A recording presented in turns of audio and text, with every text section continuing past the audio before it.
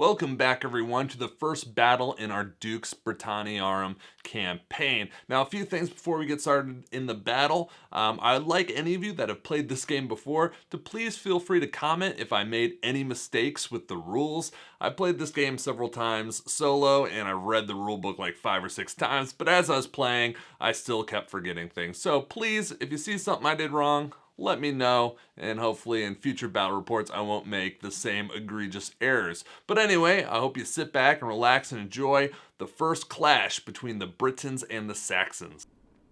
So for the first battle in our Dux Britanniarum campaign, I think it's pretty fitting that we are going to have an Anglo-Saxon raid on a Briton border tower up here way in the north, right along Hadrian's Wall in the border between the kingdoms of Reged and Bernicia.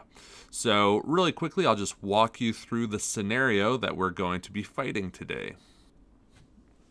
So here is the scenario we will be playing today. If you can see from the illustration there on the right-hand side, we're going to be placing the border tower in those top 2 quadrants. The Saxon player can come along the sides. So the idea here is that a patrol has been sent out from this border tower, and the Saxons have learned of it and are trying to ambush the patrol in order to seize and ransom the noble.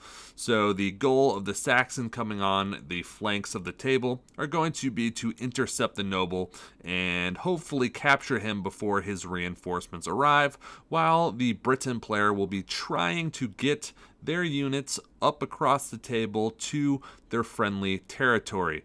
The Saxon player will only come on with 1d6 troops in the first round, and the noble starting at the bottom for the Britons will only have 2 units of warriors with them. So it will be quite an interesting battle, as the Saxons will have to weigh whether or not they're going to risk maybe getting hit on either side by the Britons in order to seize that noble, and the Britons are going to have to decide whether they want to rush up and try and meet their reinforcements or hold back. It's going to be, I think, a very interesting first encounter here.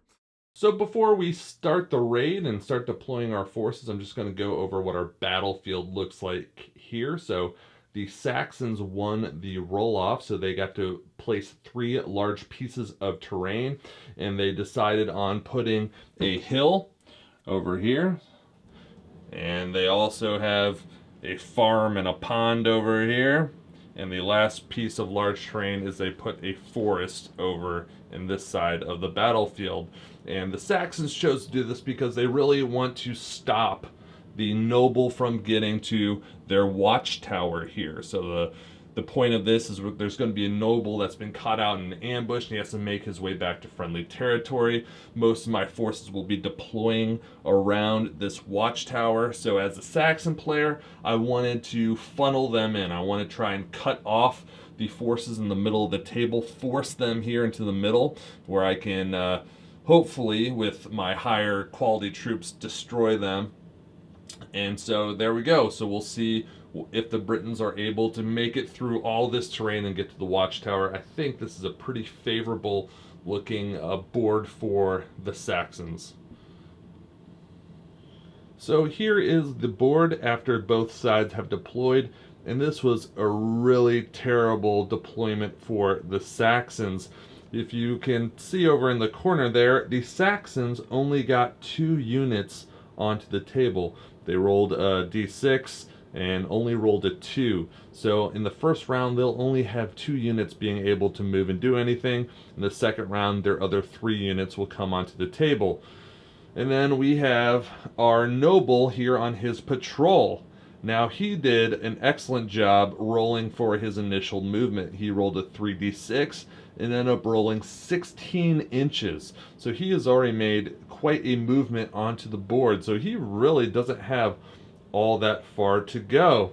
Now, the Saxons had put all this terrain near the edges of the board, hoping to draw the Britons into the central areas. However, the Saxons were really hoping that they didn't have to deploy on the left side of the table here because of those hills.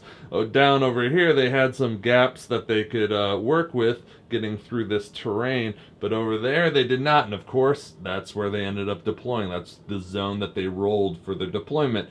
And to make matters worse, the tower was even put on that side, and I got to deploy all my forces 6 inches from the tower. So here, down here in the middle, we have my Palatina unit, my elite unit with my general and my champion here, hoping to be able to sweep over the hill. And they probably won't be able to catch those Saxons down there, but they will likely be able to cause some trouble for the Saxons coming on the board in turn 2.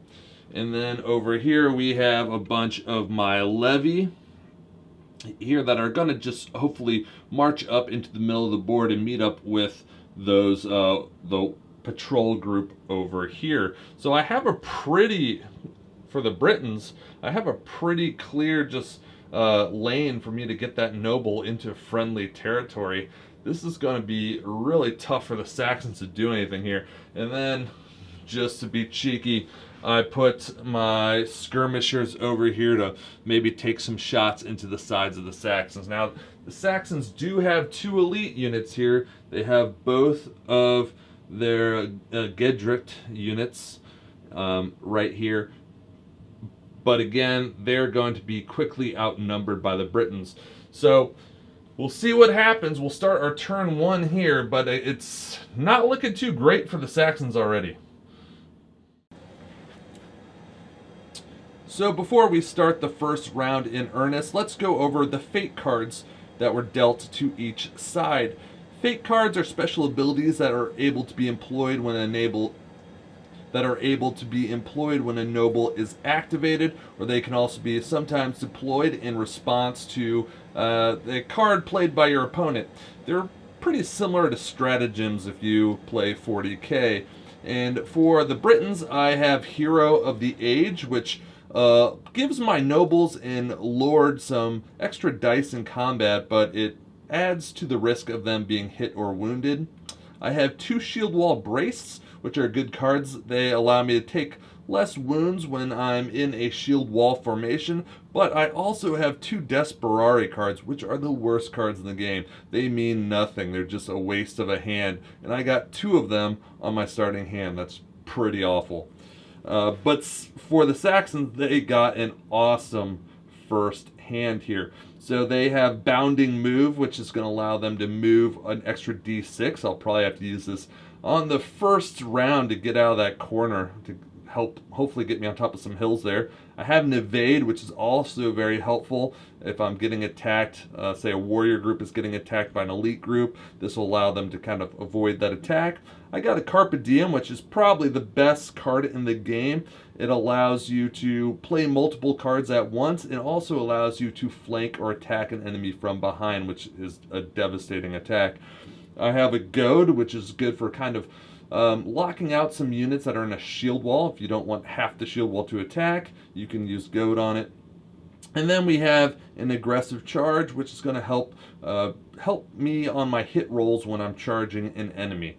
So all in all, that's a really good hand to start off for the Saxons. Maybe being all the way over in that corner isn't so bad after all with these cards. Alright, so now we will draw to see which noble or unit will activate first. And we have the Saxon leader is going to activate first. So we will go ahead and show his activation. So I will be activating Wulfric here, who is my Saxon leader 1. And he is a status 2 noble, so he has 2 initiative points. He's attached to this Gedrit, this group of elites.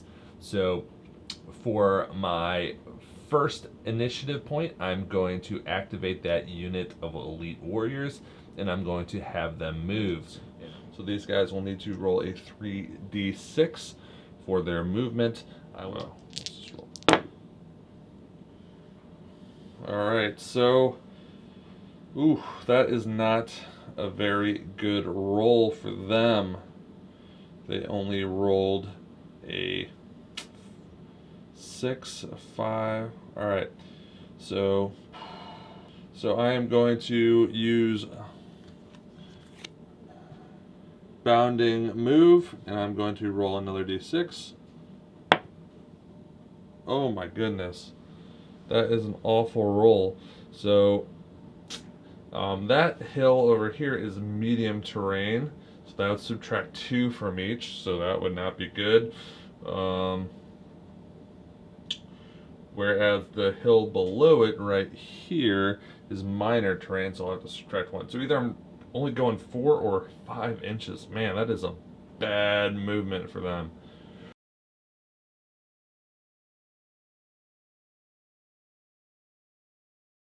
I'm going to spend another initiative point to draw from the top, and oh, bad luck continues. I get a Desperari card, so not a great start for the Saxons' first move there. They are stuck at the bottom of this hill, and there's a lot of Britons right there, so that was not great. Now here we are, we're going to see who is activated next. So it will be the British leader number 2, which is my guy over here, Magnus Maximus, in charge of the levy over here. So first thing I'm going to do is I am going to spend 1 initiative point to take these 2 groups. We have 1 group here, and put them into a formation. For right now, I do not think I want to put them into a shield wall.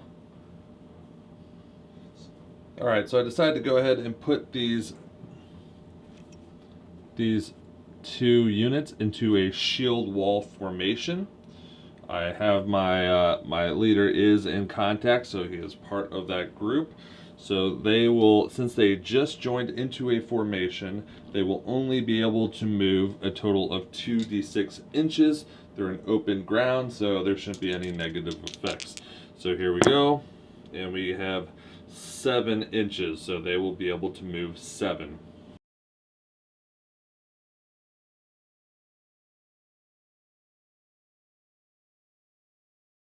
All right, so Magnus's turn is over because he uses points to form a formation and then activate the group to move. So he is done. Since he is kind of a lieutenant or just a noble, he only gets 2 command initiative points. All right, let's see who we're going to activate next. British missiles are going to be able to go next. So they will have a shot, these guys right here. I am going to plan on shooting them into the side of our of this unit of Gedrich right here. They have to shoot the closest unit. All right, so they are going to get one. They're going to get 1 shot per man in the unit. So they will get 4d6. Let's go ahead and roll that. So we get a 5, a 4, a 4, and a 3. So that was actually a pretty good roll. Basically, 3 out of the 4 hit, because we needed 4 as a hit. Now we're going to roll to see what effect. Really, to kill any of these guys, we'll need to roll a 6. So let's see what we got. So we got a 4, a 3, and a 2.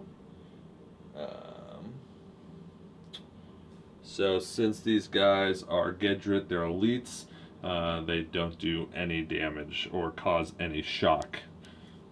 Alright, let's see who activates next.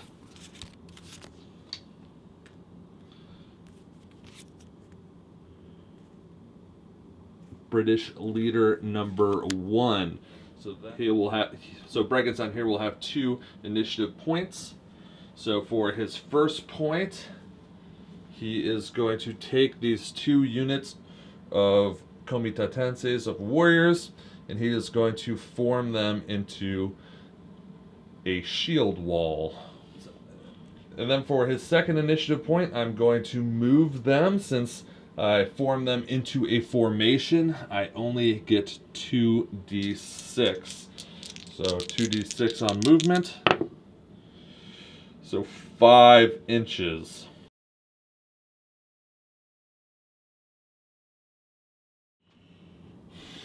All right. So now let's see who goes next, and it will be our Saxon Lord Leonhard will go. So he's the guy all the way over here in the corner. This is my lord. He is a status 3 noble, which means he'll get 3 initiative points. He'll be able to do 3 things this turn. First thing I know I'm going to do is I'm going to activate this unit of Gedrit, this elite unit, and we are going to move. So I will roll 3d6.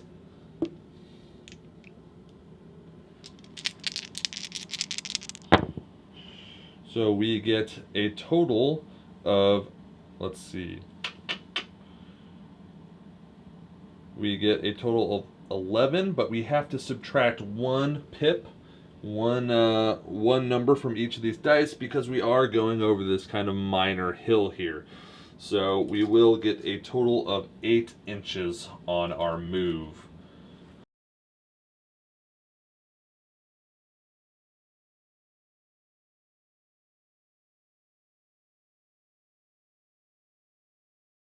So after our move here, they are now safely on top of this hill, so holding this hill, and getting pretty close to the British line over here, so we're not too far off from them now. Alright, so I activated these guys, but I still have a move I can do. So with my another initiative point, I'm going to buy another card. Alright. There we go. We got Audacia there, so that's pretty decent. I will replace my Desperare card. Now the final activation of this turn is going to be the British Lord, our man Aurelianus right there. So he's going to activate his unit of Palatina. So he will get 3d6. However, he is moving on medium terrain. I consider this a medium hill, has some cliffs and things, pretty steep. So he will have to actually subtract 2 from each dice that he rolls when he's moving. So I don't actually anticipate this guy getting very far. So here we go. Yep, that's pretty awful. So if I subtract 2 from each dice, he's only going to move 4 inches up that hill. So slow and steady.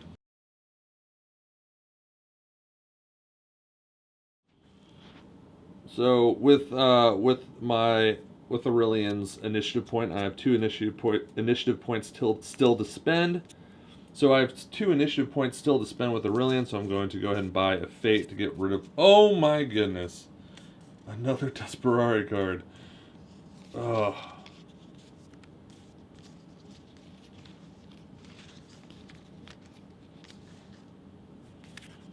That is crazy. I definitely shuffled this, so, you know, that is really unfortunate. And I really don't have any other use for my other initiative point. So the last thing is I have some uncommanded levy here. So they get to move 3d6.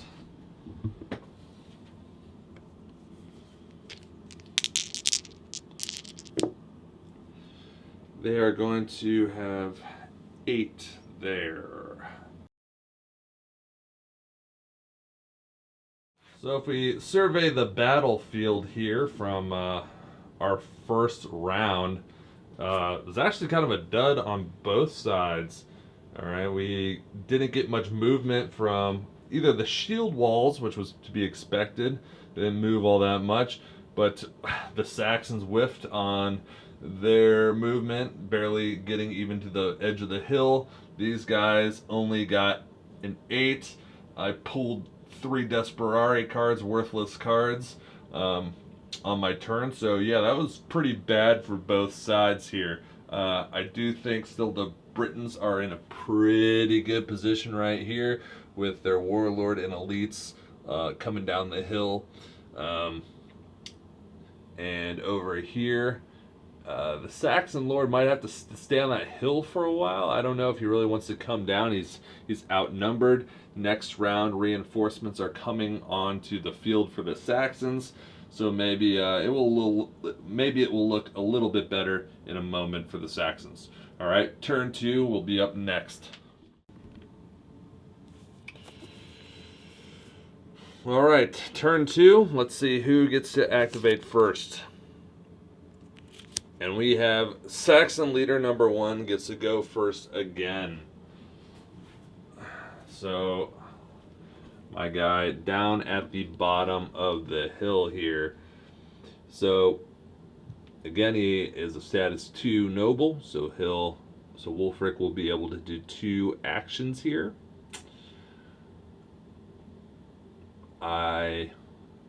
Do I want to get into combat right now?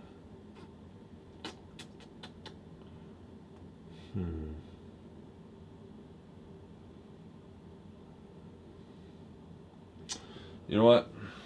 I am going to roll to see. I'm going to roll 3d6.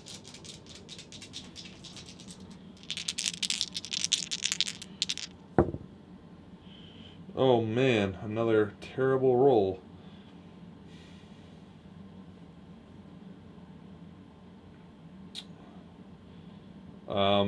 With that terrible roll, I am going to have to move up the hill a little bit.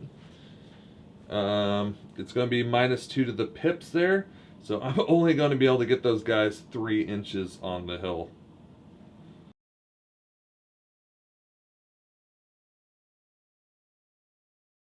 I think with my other point, I am going to buy another fate card. Let's see. We might get a fight this round. I don't know. We'll see. We have the hill up here. It's in contention. So now British missiles will get to fire. So this unit here. So they'll be firing there. You can kind of see. You can still see their helmets. So we'll say that they still got line of sight on those guys right there. So the missiles will get four shots, hitting on 4s. So we have 2 hits. 1 and a 2, they miss. So nothing happens with the missiles. So now let's see who is the next.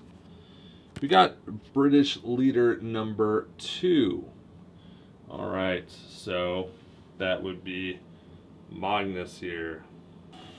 All right, so Magnus is going to be commanding the shield wall to move. Now, I think I screwed this up in the last round. I think I had them rolling a 2d6. They should have only rolled a 1d6 since they are levy, the lowest tier of troops. So, yeah, I don't think it would have made a big difference. They didn't move all that far. But here we go. So how far are they going to move? 2 inches. That's pretty awful.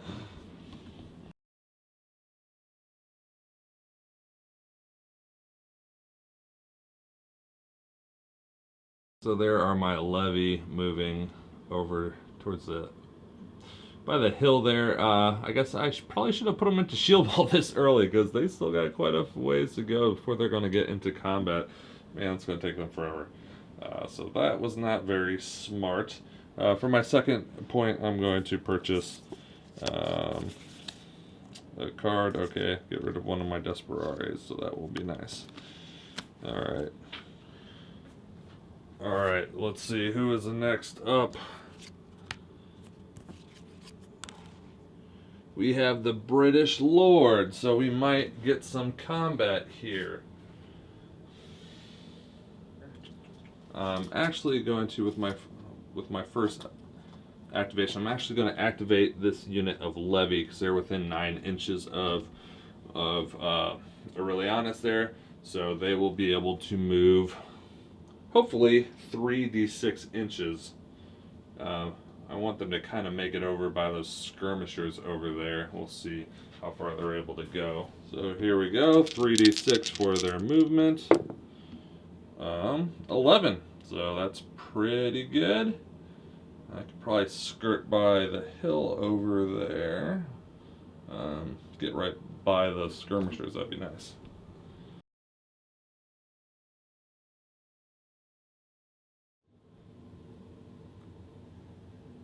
Alright, so they've now moved around the side of the cliff. Almost looking like they might be able to get into a flanking position, but probably not because the Saxons are going to be coming onto the board here pretty close to them, so I don't know how well these levy are going to be able to stand up to the warriors that are about to enter the board. We'll find out. I might just try and have them hold this flank. We'll see what happens. Alright, so with the second initiative point of my British leader, I am going to buy another command point, and I actually get a Carpe Diem, which is awesome.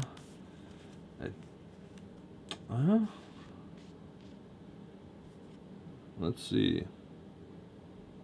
Yeah, I don't think I'll need it this round, but it will be good for future rounds to have that Carpe Diem card. Alright, and then for the final one, I'm going to try and charge. So, I get 3d6. Let's see, so I have to subtract 2 from each. So, should be 6 inches. That should be just enough to get into combat. So, it looks like we will have our first fight on our hands between these two elite groups here.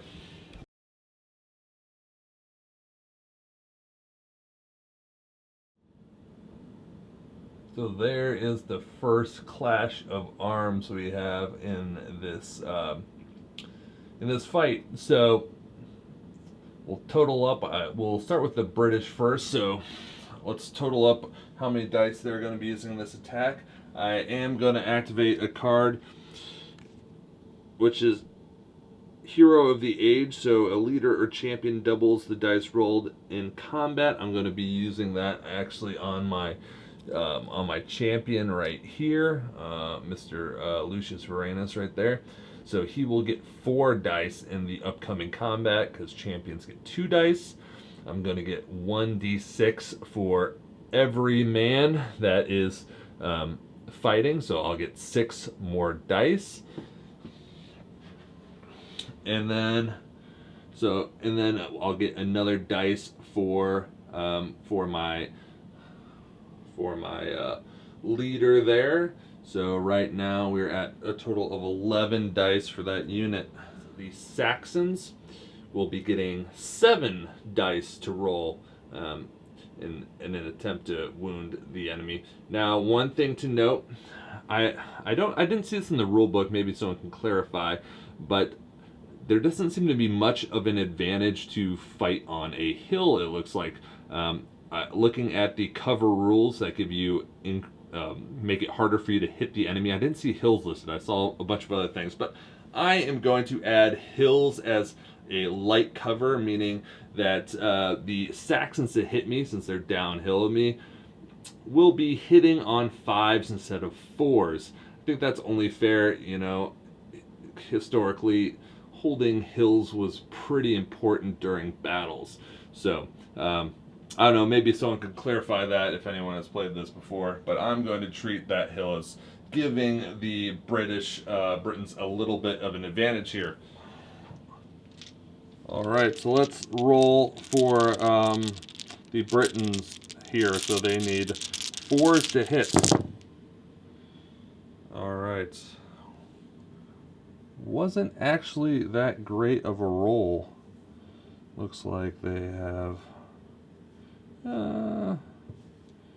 5 hits. I guess it's about the average, actually. It's not terrible.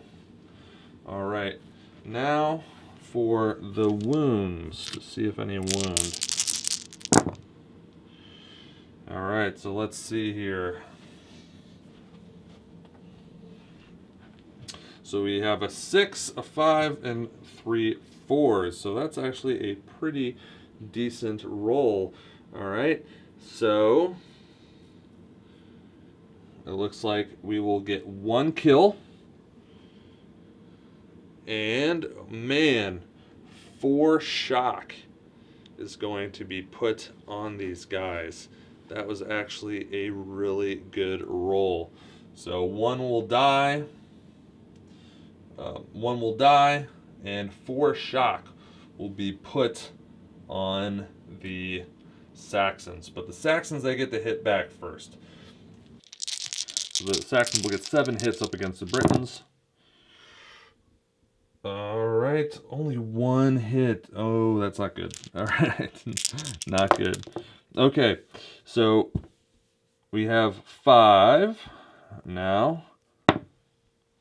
All right, so with that, they'll put 1 shock onto my end. Shock is basically just morale, so telling us how frightened or how frightened they are of the coming combat. So we did lose 1 guy. Oh, yep, you go. So 1 died. Now they have 4 shock, which is not good. All right, if they get more shock and they have guys left, they'll get excess shock and they'll have to back out of combat. But since only actually 1 man died, they're going to fight another round of combat right now. All right. Even though the Britons did have the advantage, the death toll wasn't enough to force a retreat from the Saxons. So now we will go and fight that combat right now. So for the second round of combat, the Britons, they're not going to have that card. So they're going to have 2 from their champion, 6 from the rest, and 1 from their warlord here. So instead now they'll be rolling 9 dice. All right. So we have 9 dice hitting on 4s. All right. So we got 4 that hit, 5 that did not. All right. Now 6 is to kill, 4 and 5 to cause more shock. All right. So we got another 6. So another one is dead. And we got another shock. Okay. They're going to hit back, though, with 6 dice.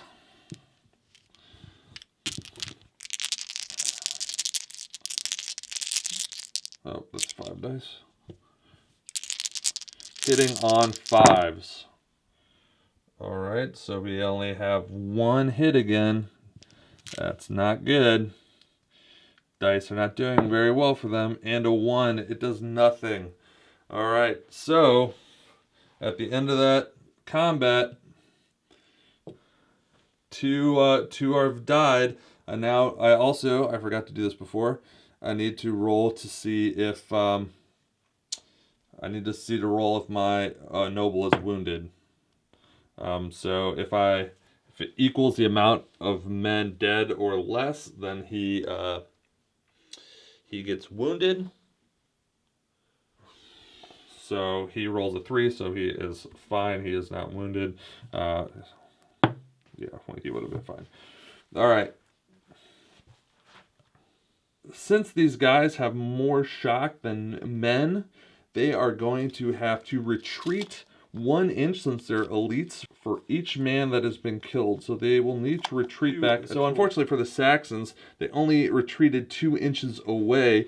And so the victorious Britons actually get to advance 2 inches if they force their enemy to retreat due to excess shock due to morale problems. So since they had to retreat with this excess morale, I get to place my guys back in contact. This hill. Alright, so I had to do a little bit of fumbling around because my hill was too steep and guys kept falling. So this gap right there, they should be in base space combat still. The hill's just too steep, and I need to make some Sabo bases, some movement trays, specifically for this rule system. That'll be my homework for the next game, so that things don't fall over on my terrain like this anymore. But there we go. It was a good round of combat for the Briton leader there. Aurelianus caused some pretty heavy damage on this unit. They have a ton of shock. They are not going to be all that accurate. And I screwed up the combat. I realized I was supposed to subtract 2 dice from them because they had so much shock. For every 2 shock, you need to subtract attack dice. So it didn't end up doing anything, but I should have rolled that a little bit differently. Hopefully that's a rule I'll remember going forward because it's pretty crucial. So there we go. First combat done. Britons have the hill. Let's get in there nice and close for a dramatic shot of the victorious Britons taking the hill. So here now we actually have almost a battle line here, as the levy are now right up next to them, next to the elite Palatina of the Britons. All right, so now we have the next activation, and it is Saxon Leader number 2. So now, finally, the Saxons are going to be coming on with the rest of their forces. 3 units of their Dugath, or their warriors, are going to be coming up behind the hill to hopefully reinforce their poor elites that got pushed off the hill by the Britons. Again, it's looking all right for the Britons so far.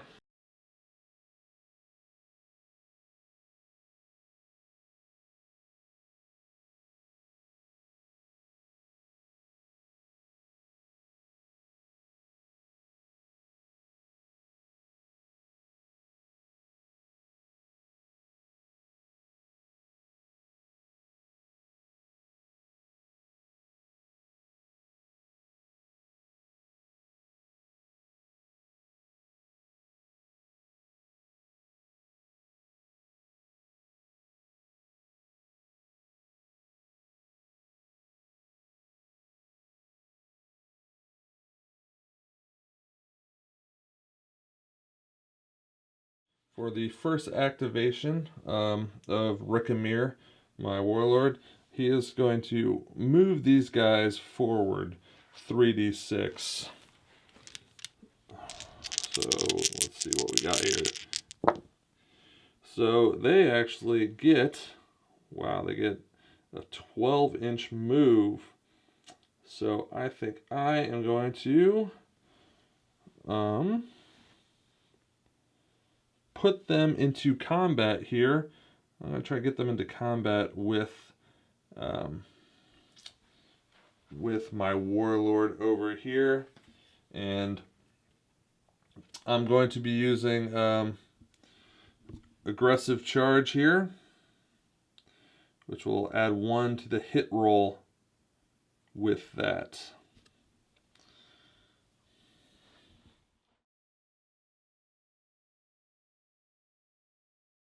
So I do have a little bit of a question. I don't know if anyone's watching has played these rules. So I take it that since these guys are going into combat, these guys would be in a supporting role so that they could also join the combat. I mean, that makes sense.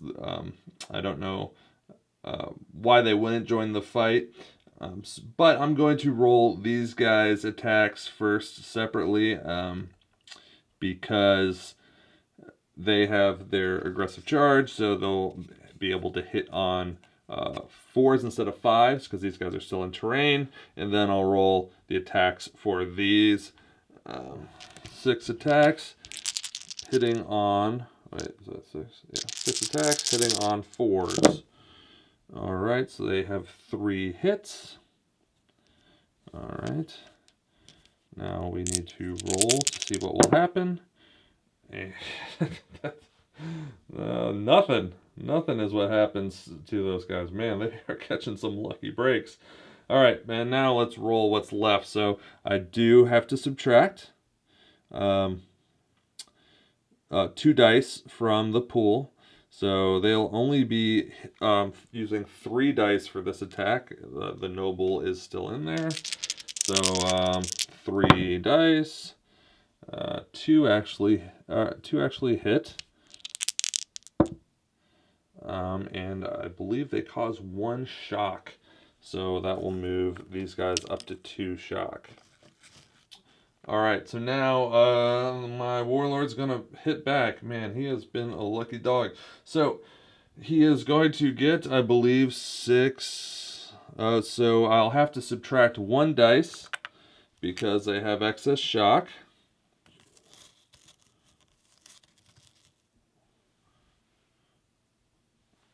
So I'll subtract 1 dice due to the excess shock. So it looks like they will be rolling 2, 6, 8, 9. So they'll be rolling 8 dice now. But they'll get to roll 1 extra because these are warriors versus elite. So you get 1d6 per tier of troop you are above the guy you are fighting. So, alright, so we'll have 9 dice hitting on 4s. So we got 9 hitting on 4s. Alright, so we have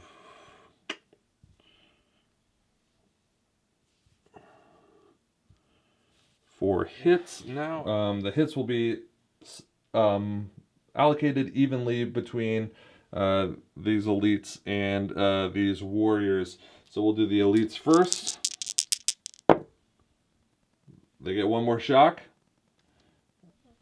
That's not good. All right. For the warriors. So one dies and 1 shock.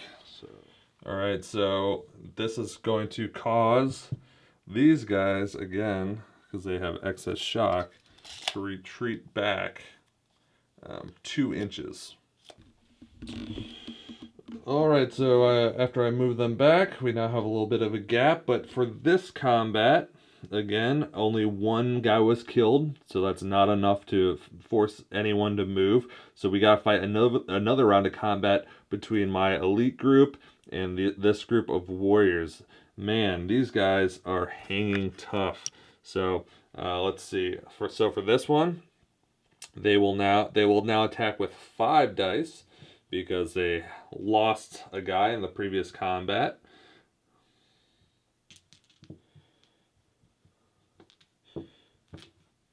They no longer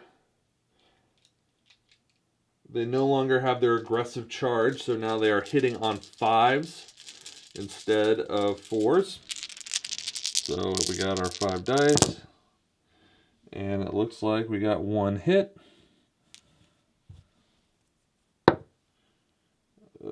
That's cocked. 3 doesn't do anything. So they are fine. Yet again, the dice gods are with them. Mithras has blessed these troops. They will not let them fall. Alright, so now they're going to hit back. Alright, they're going to have 9 dice again. They're 1 tier above these warriors.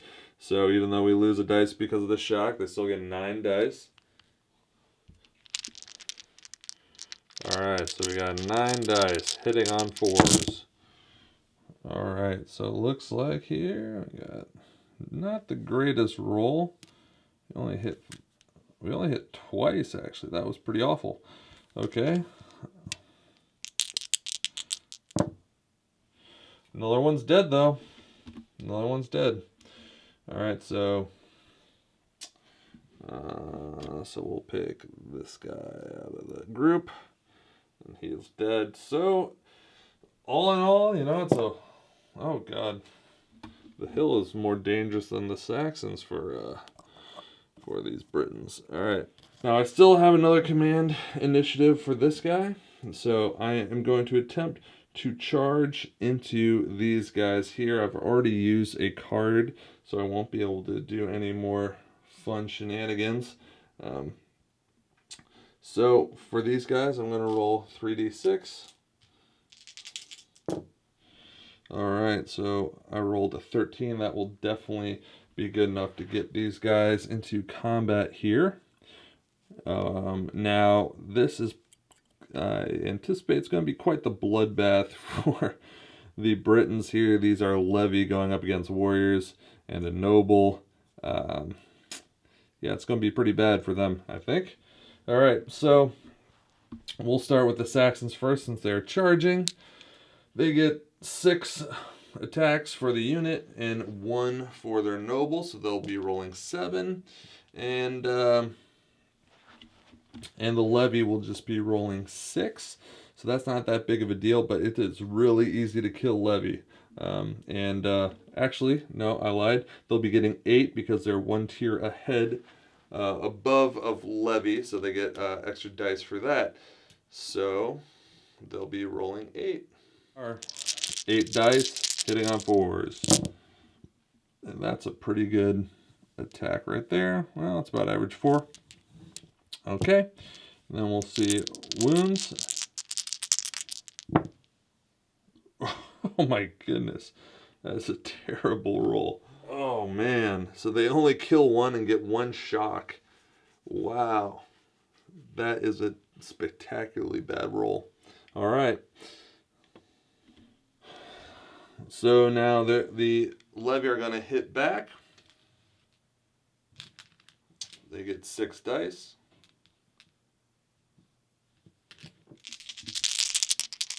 Hitting on 4s. They hit them 3 times.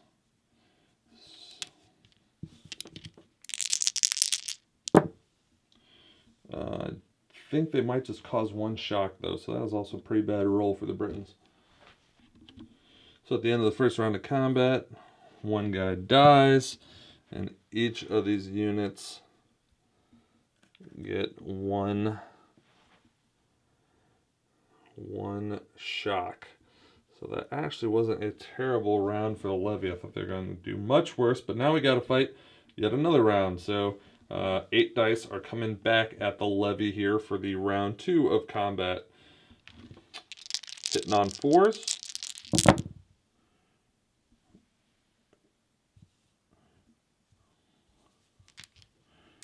All right, we got 4 hits. Oh my god.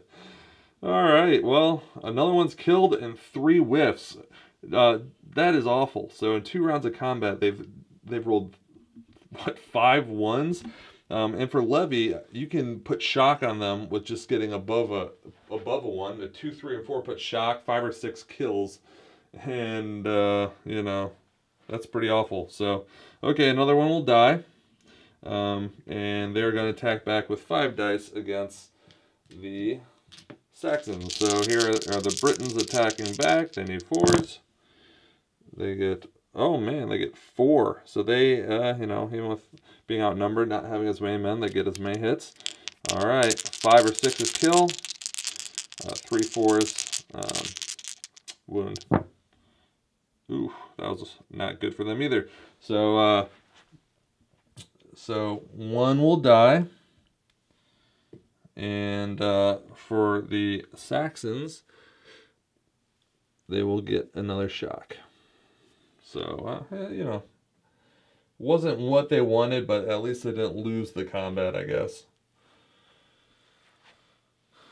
And with that, the combat between the levy and this Saxon group that just came on is done. All right, levy are holding, but just barely. Probably won't last too many more rounds against those warriors, but they did their job. And that is the end of Saxon leader number 2's turn. Next to go will be Saxon missiles. All right, so for their activation, they're going to fire at the British skirmishers there. All right. And they all miss. All right, so that's not great. All right, so that was the Saxon missiles.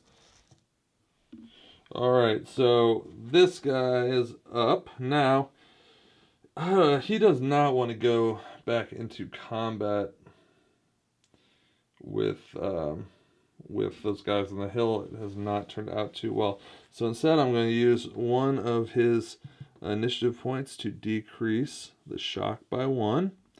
And then I am going to buy another fate card, and I will call it his turn.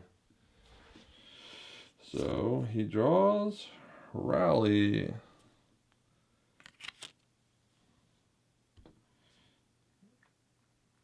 So that's pretty good. So I will probably be using that next turn to get rid of all that shock on his unit. All right, we got 2 left, and we have the Saxon Lord going first. All right, so first what I think I'm going to do is I'm going to I am going to activate those warriors behind him. I'm going to roll 3d6. Oh no. Oh no. Wow. That's not good. They're only, because they're at the foot of that hill there, which is light terrain, they are only going to be able to go an inch, I think. So I'm going to have to subtract 1 pip from each of those dice. Wow. That is a horrendous roll. Okay, so they're not going to help much. All right, so I'll just move these guys. Well, that wasn't good for the Saxons. These guys are really slow. They're not going to help. All right. So, Saxon Lord, I think he has to make a run for it, because eventually this shield wall is going to come over here, and that's not going to be great news for him.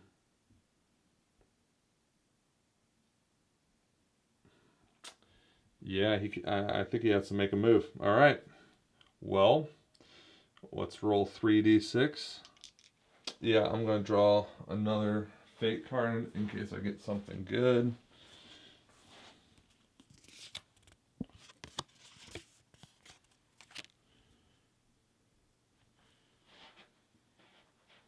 Alright, so now let's roll 3d6. 7.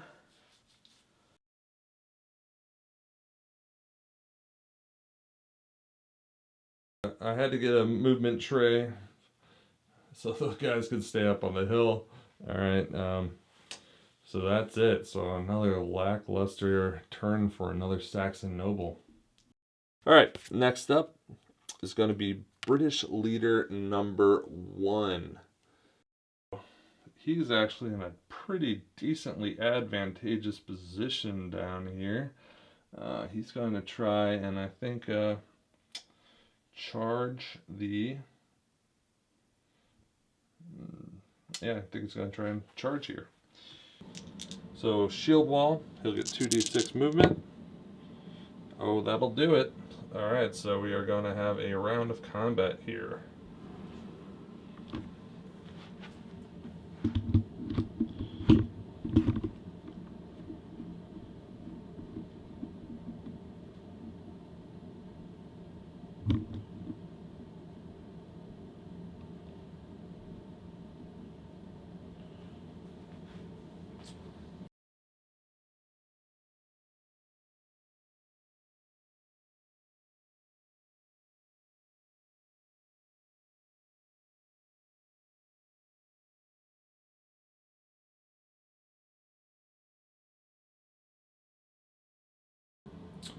Alright, now so I moved the shield wall up.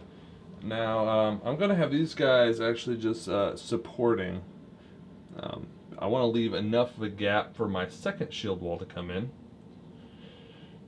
And just pretend like they're actually, you know, touching. They should be touching, but again, the hill's too steep, so guys are falling over. Really need to make Sabbath bases. So we'll be right back with the combat for this round.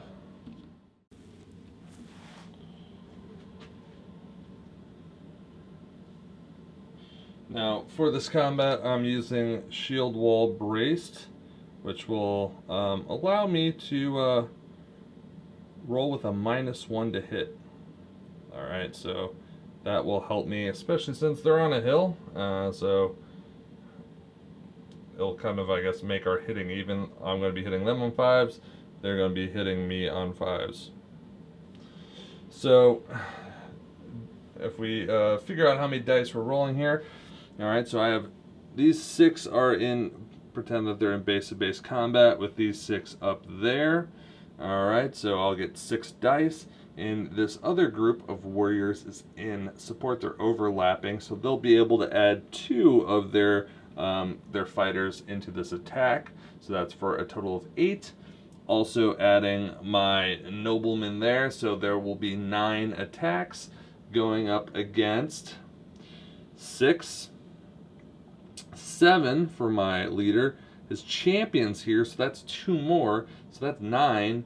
And then I get 1 more dice because these are elite versus warriors 1 tier above, so they'll get 10. So pretty even here. We have 9 attacks versus 10.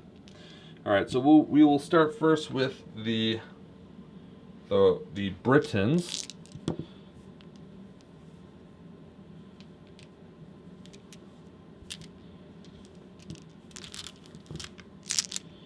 Again, since they're uphill of them, they have, I believe, an advantage.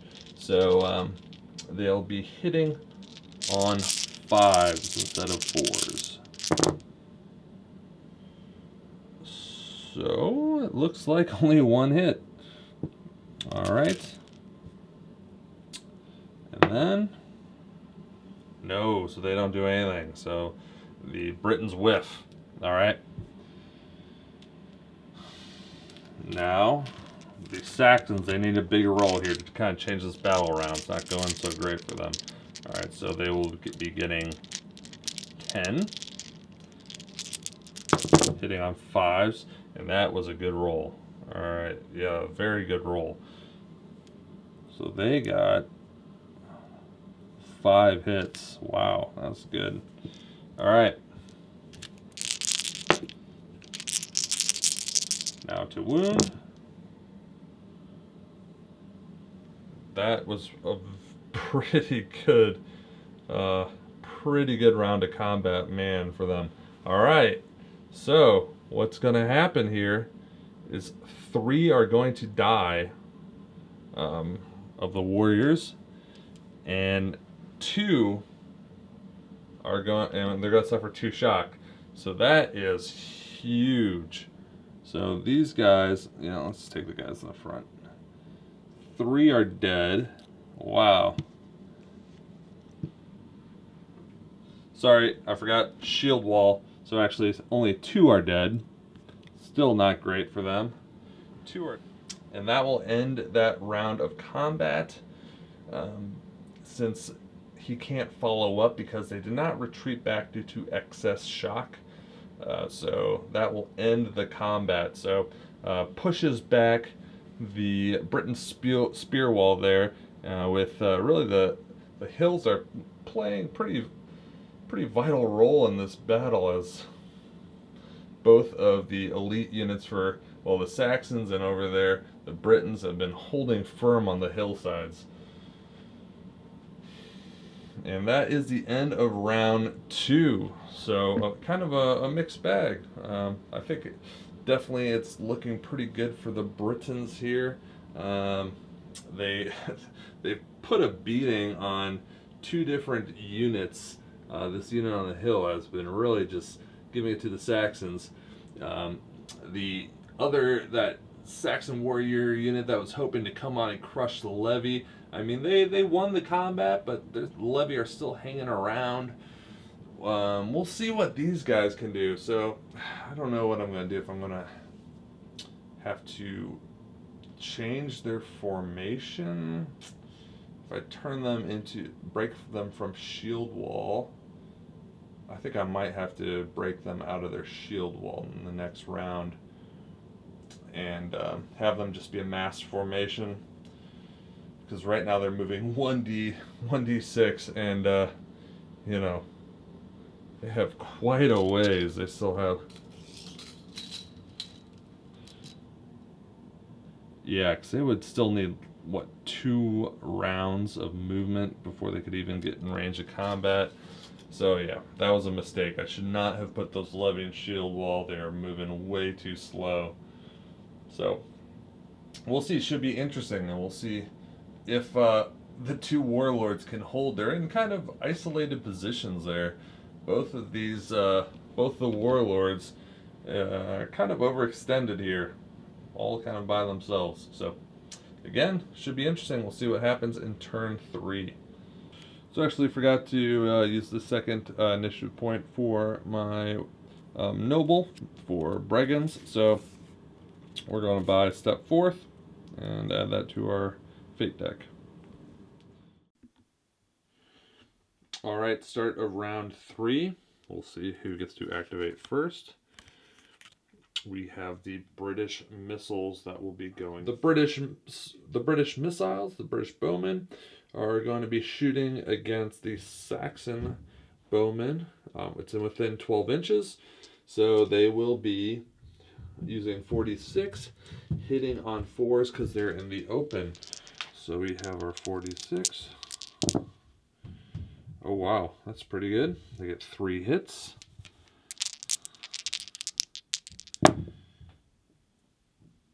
And nothing. Alright, so that is the British missiles done. So let's see who is up next to be activated. So we have the British leader number 1. So that is Brigands over here leading this shield wall. Now you notice things look a little bit different than last time you saw this area of the battlefield. I realized I had messed up. So in the last combat, in which the Saxons had been victorious, I had allocated all the hits onto this one unit in the formation, this one group, when I should have split it among these 2. So what I did instead is, instead of 2 being killed in this unit, I split it. So 1 was lost from both in the formation, and I also split the shock, so they each got 1 shock. That it might have been different, you know, because I didn't split the rolls, but this was the most fair way I could think of rectifying that mistake. So each group in the formation fell back 1 inch. So that's where we're going to start off. Again, you know, I'm going to be making a lot of mistakes in these first few battle reports, I think, as I get used to these rules. So what I think I'm going to do for this round is I am going to use the card Audacia, which means so that means that Brigands here becomes a status 4 noble, meaning he has 4 initiative points for this turn.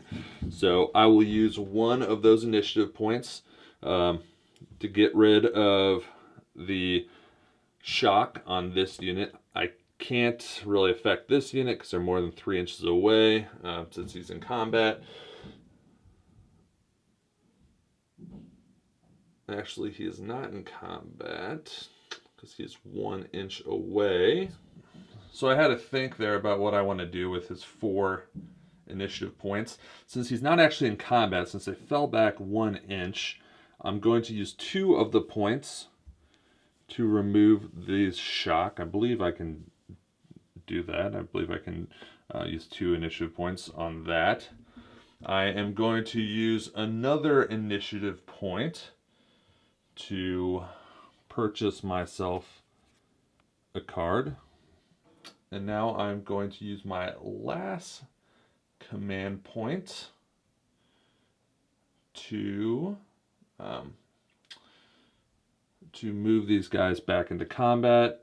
I mean, I'll have to roll 2d6, so they're definitely going to get in. So we'll just put these guys back into combat.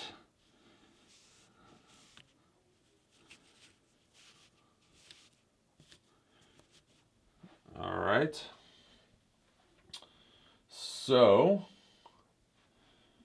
for this combat, I will have, since I no longer have shock, so I have 5, 6, 8 dice, which I will be rolling for the combat here.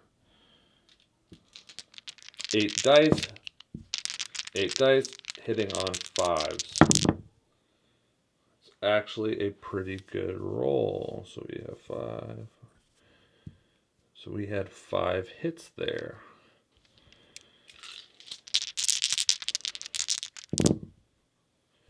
Whoa, that is a really good round of combat. So even though we missed with 2, we actually killed 3 members of the enemy warlord's entourage there. So 6s kill a companion. So 3 of those guys will be dead. But we still need to roll the enemy Saxon Lord. We still need to roll Leonhardt's attack back. So we'll get 6 from the soldiers themselves. They'll get 1 dice because they're elite fighting a warrior. So because they're better quality troops. They'll get another dice for the warlord. So we're at 8, and then we'll get 2 more dice for the champion Isengrim, who I have there kind of holding up the movement tray. So they'll get 10 dice for this encounter. So we'll get 10 dice, hitting on 4s. So that is actually pretty good. So they had 5 hits, 6 hits. And then to wound. That's pretty good too. All right, so that will mean, let's see here. So that will have killed 3. Now, all these are no shock on these. So that would have killed 3. However, they are in a shield wall. So that will have killed 2. So that was actually a pretty bloody round of combat. I know I forgot to allocate the hits again. I should have rolled them separately. I rolled them together. So we'll just take 1 from each unit again. I know I keep screwing that up. Hopefully I'll remember that in the future. But a devastating round for this unit of Gedrit, the most elite of the Saxons. Took 3 losses on that combat. But they did 2 damage back. So in fact, we have to fight another round of combat because no one has too much shock. No one's backing out. And the difference between those killed was only +1. So these guys killed 3. Those guys killed 2. So we gotta do this again. We gotta fight another round. All right. So looking at this combat, for the second round, we have 4 men there. So we'll have 4 dice, 5 dice with the warlord, and then we will have 2 others. In the second round of combat, I'm going to use another card. This is Shield Wall Braced. Now this makes it harder for my shield wall to get hit, so they'll be hitting on 5s instead of 4s for the Saxons. Now I did already play a fate card earlier in the round, but this is a non-suited fate card, so you can play this at any time. So I believe that it is okay for me to play this here.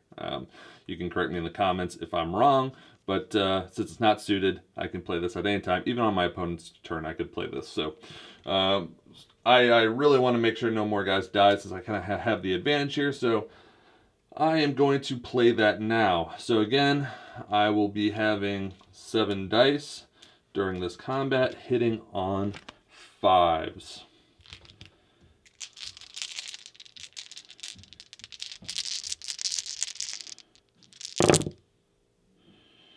All right, we got 3 hit.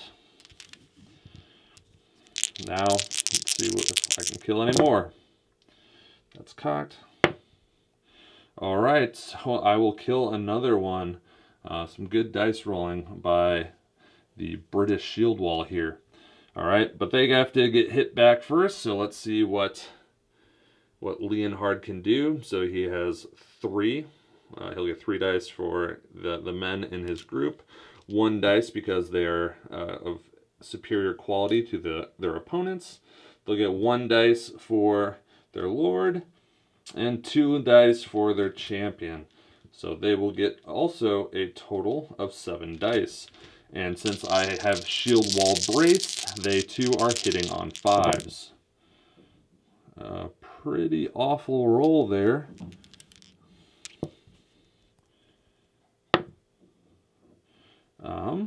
But they do kill 1. So another tied combat here as boom, he is killed, and I'll take 1 from here.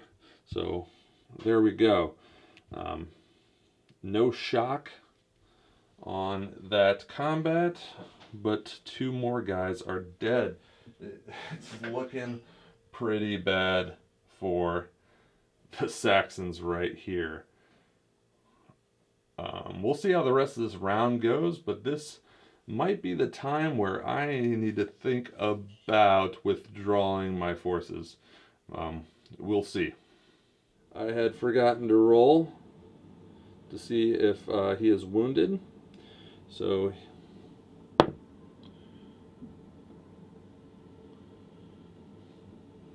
he also takes a wound.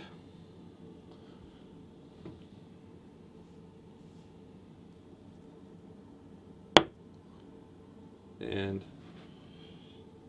he will also take a wound there. So these guys are down to status 1, he's down to status 2, status 1 over here, status 2. So yeah, I've been forgetting to do my wound rolls on my nobles, but now we got that sorted out and we have a bunch of guys with wounds on them. Next up is going to be Saxon leader number 2. I think before that happens, I am going to use step 4th. This will allow player to immediately activate a leader who has not yet been activated in this turn. And I am going to use that on my warlords unit over here. So the first thing I'm going to do is I'm going to decrease my shock by 1. Alright, so we are going to initiate another round of combat between these two. Now I got to decide if my Saxons, who are 2 inches away from the opponent, are going to join in on the fight. And I don't really have... yes, they are. So the Saxon leader is going to intervene, get in there, put his unit of Gedrit in with the Britons, and he's also going to use a non-suited card right now to help get rid of those 4 points of... So Rally will allow me to get rid of some shock. So I'm going to roll a 1d6, and I want to get rid of those 4 points of shock so I can actually have more dice in the upcoming combat. So look at that. He gets rid of all of his shock. So we will be able to remove all the shock.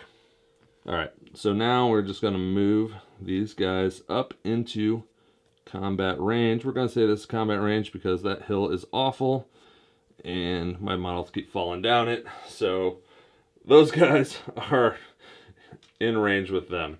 Alright, so for this combat, we are first going to start off with my warlord on the hill. So he is going to first attack, well, he's going to attack that group down there. Alright, so my warlords group, if we count up the dice, they get 6 dice for the men of the unit. They get 1 dice for the lord over here, so that's 7. 2 dice for him, so that's 9. They don't lose any dice for shock, and they gain an extra dice because they are fighting a unit of warriors, and they are my Palatine and my elites. So they'll be getting 10 dice. Alright, I will remember to allocate the hits between these 2 groups.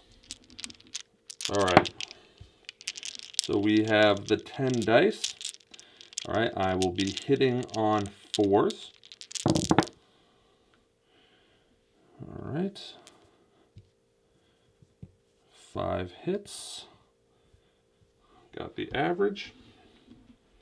All right, so 5 hits. So I'm going to put 3 on the Warriors, 2 on the Gedrit. All right, so now we need to figure out how many dice the Saxons get here. So they'll get 4 dice for the Warriors here. They'll get 4 dice for the Gedrit, the elites, and they'll get 1 dice for the noble Wulfric there. So they will get a total of 9 dice.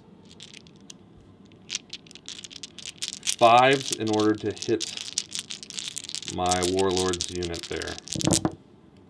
And man, that was a really good roll. It was about time those Saxon units on the hill actually rolled something decent.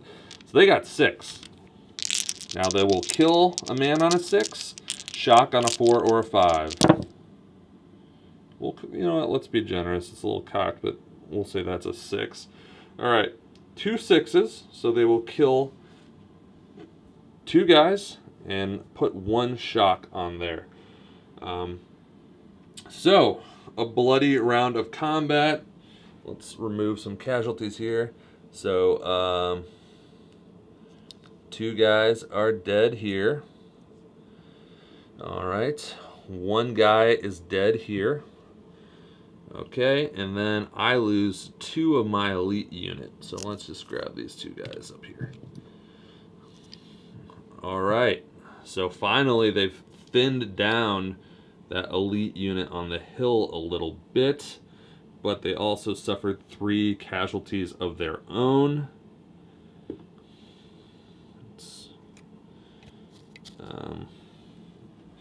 And I did get another shock put on my Warlord as well, so he's down to 2. Now, I lost 2, they lost 3. I won that combat by 1, but no one has excess shock, no one's moving, so we got to fight yet another round of combat between these 2 groups. All right, so now for the second round of combat, we'll do the British first. We have 4 for the men. We lose 1 dice because of the shock, so we're down to 3 dice. We gain 2 because of the champion, so we're up to 5. We gain 1 because of the noble, or because of Aurelian there, my dukes. And we will also gain 1 dice, again, because these guys are of inferior quality.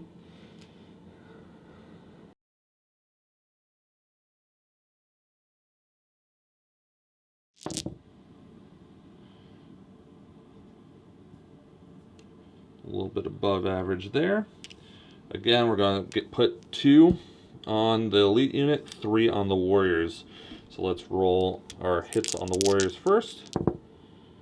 So we will kill 1, no shock. For the Gedrit, we will put 1 shock, that's it. So we have a shock and a kill. All right. Now we need to roll for the Saxons' return. So there's only 2 of these guys left, so they only get 2, 3. All right, so that's 5, so 6. So they get 6 dice to roll, hitting on 5s.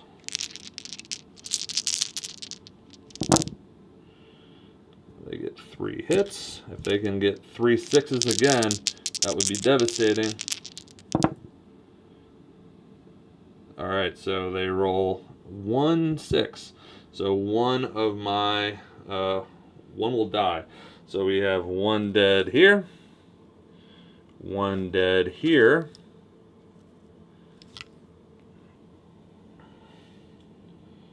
and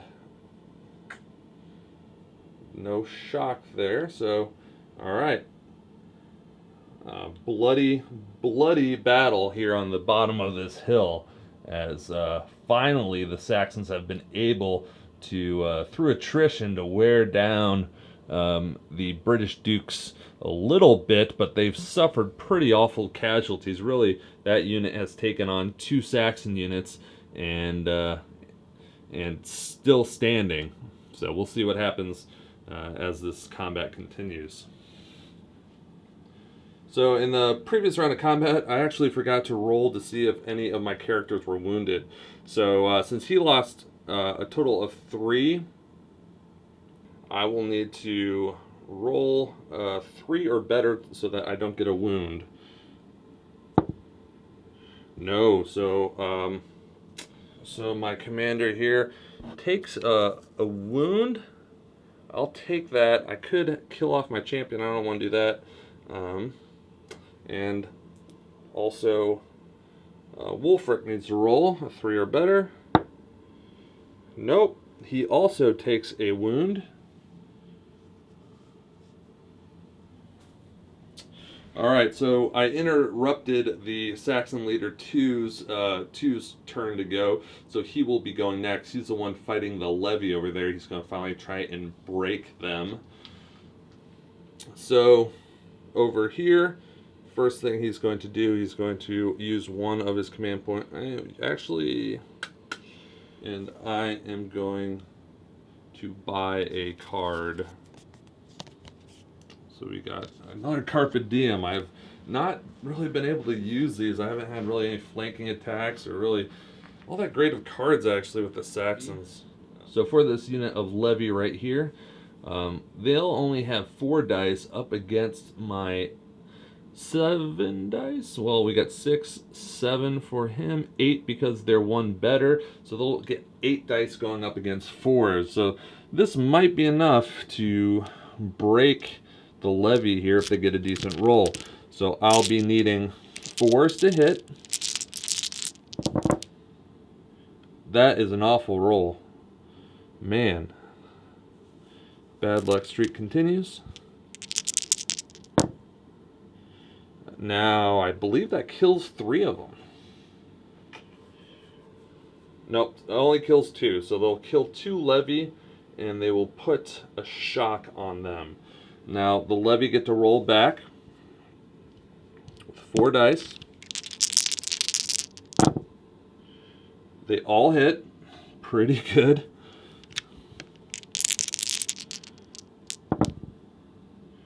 And they kill 2 warriors.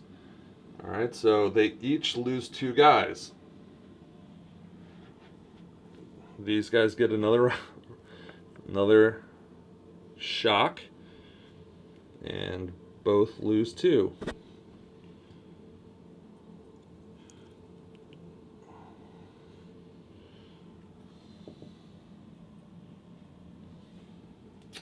So, those levy actually been holding their own pretty well there. That was a great roll.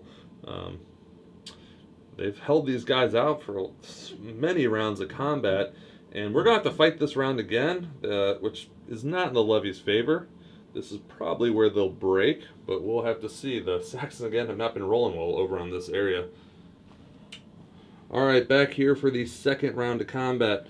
So now the Saxons will have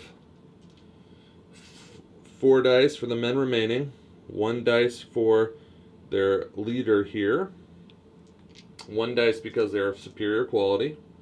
So they will get a total of 6 dice. Can they kill these 2 remaining levy with these 6 dice? Hitting on 4s. 3 hits. They kill on a 5 or a 6. So I need 5 or 6 here. Oh, they will kill them. Alright, let's see if the levy can do anything. The levy, though, since they have a shock, will only get 1 dice to roll. So their 1 dice they roll is a 4. On a 5 or 6 they kill. And no, nothing happens. So finally, the levy over here are wiped out by the Saxon warriors, the Dugath. So that's the end of the Saxon Leader 2's turn.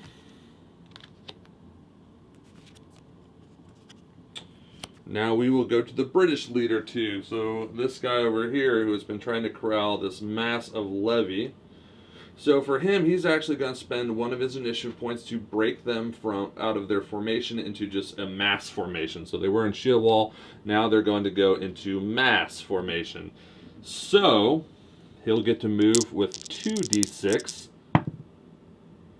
So he will get to move 6 inches ahead. Again, he's not in shield wall, he's just in a mass formation now.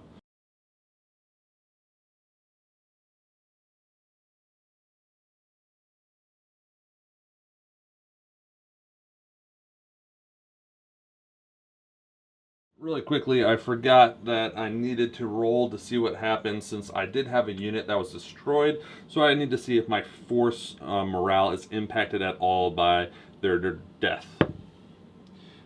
4. So with that, my Britons will be at 4 morale points.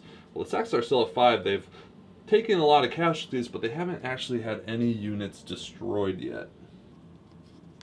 All right, next up, Saxon Leader number 1. So that will be Wulfric over here. Looks like we will fight another round of combat here. I will reduce this, reduce the shock on my troops by 1. And then for the second one, I will use it to initiate a combat. So we'll do the Saxons first. So they will be getting, let's see, they only have 1 guy left here. And so they'll be getting 4, 5 dice, hitting on 5s. They need something crazy good here. So 5s, and they get it. They get 4 of those hits. See what that does. Oh, but they whiffed. They only put 1 shock onto my Palatina there. Okay, so now my Palatina gets a hit back. They give 3 guys alive, so they'll get 3 dice. 2 for my champion 5. 1 for my leader Aurelian there. They'll have to subtract 1, so we're going to also be rolling 5 dice in this combat. Alright, we only get 2 hits. 1 will be put on both of these units, so let's first roll for the unit of warriors. They will get another unit of shock. Now they actually have excess shock. Alright, so I had 1 hit put also on to that unit of Gedrit, and nothing happens. Okay. Alright, next up to go, there is going to be Saxon missiles are going to fire. So Saxon missiles, and here I am going to use a true aim card, so they will be get +1 to their rolls. So they'll be hitting on 3s instead of 4s here. So 3s to hit, all hit. Alright, so with that roll, they will kill. They'll kill 1 and get 2 shock. So, that's actually, missiles did something, finally. Next up is the Saxon Lord.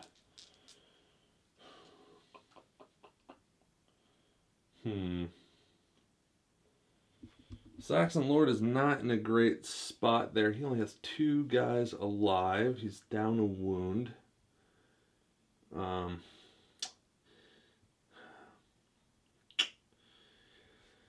This might be the time. This might be the time to withdraw.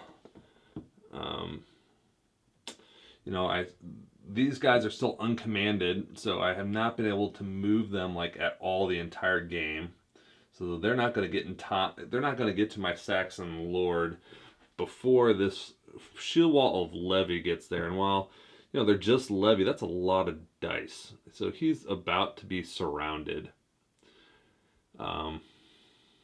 My lord over there, the only reason the Saxon lord over there is also about to be surrounded.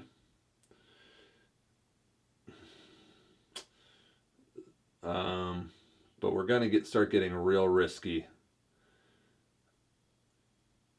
I only think one more group could even crowd in on the British lord on the hill over there, while there's a lot of room for all of this levy to pile in on the Saxon. So even though they're kind of in similar predicaments, the Saxon lord right here and my British lord over there, the British lord at least is in a little bit better position, I think. It's going to be hard to get everyone in around.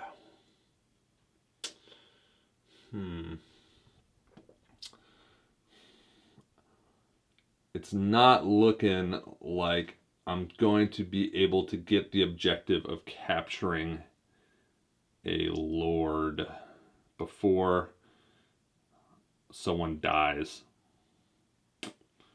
You know what? I think the Saxons... I think I'm going to try and withdraw with the Saxons. I'm pretty sure that I am going to lose this combat, which means I'll probably have to kill off my champion. Yeah, I'm pretty sure I'm going to lose this combat. Whereas over here, they might be able to stick it around for a turn. Yeah, it's a hard one. Yeah.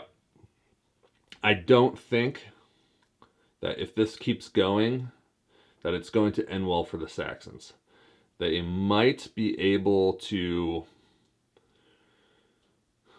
you know, kill or capture my lord, but their lord's also going to go.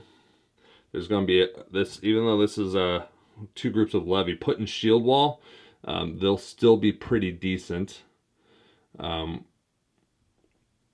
The Saxons have one full unit left with no casualties, but they have a depleted unit there. They have a depleted unit there. They only have one guy in that unit, and their lord's in a lot of trouble. So yeah, I think we need to withdraw to fight another day. I don't think we are going to be able to capture any of the British nobles.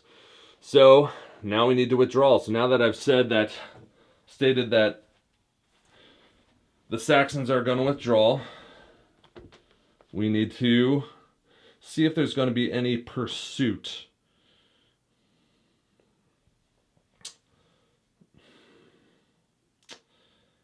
And I think I'm going to let him go as the British here. My lord is now in a kind of a precarious situation over there. He's kind of surrounded. I don't know if I really want to risk any more combat with him either. I do have all these reinforcements, but yeah, I think I'm going to let them go, not try and contest the withdrawal here. So it will be probably just a minor victory for the Britons here. So all right, so let's survey the battlefield. So again, the Saxons just couldn't get what they wanted to happen to actually occur. They had terrible movement rolls for the first few rounds, and I mean, the fact that this unit is still sitting back there after the third round kind of shows you how bad that their movement was going. I mean, I really did not want this unit of Gedrit, the other Saxon elite unit, I did not want them to even come near this hill. I didn't want them. I wanted them to march out with the Saxon warlord and just overwhelm the warriors here. And they would have been able to do that. But these guys had rolled so terribly that I was afraid that my British Dukes was just going to run them into the flank if I didn't send them up to meet them. I mean, they rolled like a 4 or something, and they got to the foot of the hill. If I had tried to continue on and meet up with my lord, there was a good chance that the British lord would have come smack dab into my flank. And also the fact I only had 2 units that entered the battle for the Saxons. That was really unfortunate for them, so they were outnumbered. So they would have had 2 units kind of out on the hill surrounded, and they would have to pray that all these groups of warriors would have got there in time to save them. So yeah, so I really had to get that unit stuck in that I didn't want to. Left this unit of the Gedrit and the Saxon Lord all isolated by themselves. That levy over there held out for much longer than they probably should have. This group of warriors that came to reinforce the Saxons had a pretty terrible round of rolling when they first came in contact and got pretty banged up by the British Lord. So that was great. Great for the British, bad for the Saxons. Also the fact that I think the Britons went through 4 rounds of combat before they even lost anyone in their unit.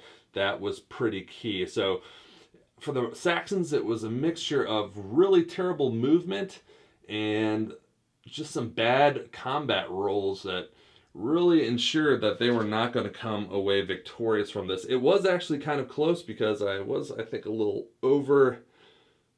overzealous, I think, with putting my lords into combat. Like, I'm pretty lucky neither of them got killed in the first battle. But it was good fun. I don't know. I enjoyed that. I think this does make for a pretty decent solo game. Like, it had me thinking tactically on both sides throughout it. I don't think it's really all that easy to really favor one side or the other. I do know I screwed up a bunch of rules. I need to remember about allocating hits correctly. I need to also remember to roll for wounds on nobles a little bit more. And I'm sure some people will point out some other errors that I had. But overall, yeah, I think it was fun. Hopefully. All right.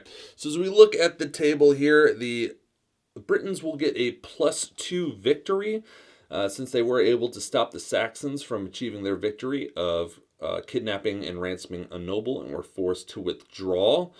We both suffered moderate losses, so that kind of evened out. I believe the Saxons lost 14 and the Britons lost 13 men, so that evened out. So what that will mean that as the Britons, our losses will be recovered in 1 month, and we gain a beggar's bowl full of plunder. So that's pretty nice. So we add to our plunder. And for the Saxons, they will have to recoup their losses, and it will take them 2 months. So that's good. So we won't have to worry about the Saxons attacking us again while we are recuperating. So all in all, this is about as good as you could hope for on the British side. So there we go. That is the results of the battle.